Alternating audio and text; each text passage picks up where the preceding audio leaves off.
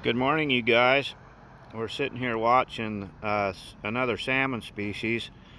These are called chum salmon, and chum salmon live for anywhere from 3 to 5 years. And these chum salmon, you can see the female trying to turn over and make a bed right there. But the bad thing is, as you can see, these salmon have not made it to a river, and so these salmon, their life cycle is probably pretty much over. If they do lay eggs in the salt water, the chances are that the eggs are not going to hatch. They need fresh water to hatch. So it's kind of sad when you see salmon like this, and there's quite a few of them. And what these salmon have done is they have come and they haven't found the river that they were born in.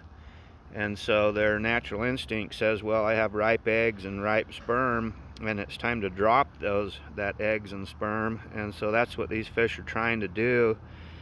And you can see right there where that salmon's laying, she's made a little red right there, a little bed, and another one right there where she's at right there. And we'll see if she'll turn over on her side. And I've been watching them for about an hour now, and she's been desperately trying to lay her eggs. But the bad thing is it's salt water, so it's kind of sad when these fish, they live 3 to 5 years and then they come back, and a lot of times they'll get disoriented, or possibly a river's too low for them to come up, and so they actually won't make it up the river where they were born.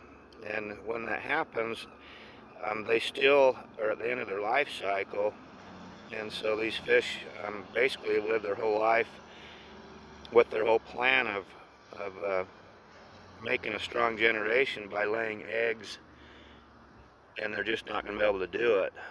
So it's kind of sad when you see fish like this. It's good in one respect because it'll feed a lot of other creatures in the ocean when these fish pass away, but it's sad to see a fish of such tenacity that looks so hard for the river where they were born, and yet they come to kind of a dead end where they either don't find the river, or possibly the river's dried up, or they just get disoriented and just don't find their way back home. It's amazing because most of your salmon will find their way back home to almost the exact spot where they were born. And you can tell these are chum salmon, you guys, by the bars on their side. See those red and pink bars on their side? And that tells you they're chum salmon. A lot of people call them dog salmon. Here in Alaska, a lot of people get what's called a subsistence permit, and then you can catch more than your general limit of these fish to feed your dogs or feed your family. A lot of people catch these fish just to feed their dogs, especially in different places of Alaska where the climate's not as mellow as it is here in southeast Alaska. In your real cold areas, they can catch a whole bunch of these and dry them and freeze them, then they boil them and feed them to their dogs. And I do the same thing with my dogs. I feed them quite a bit of fish, mostly these type fish, and dog salmon or chum salmon and pink salmon, or pink salmon are also called humpy salmon.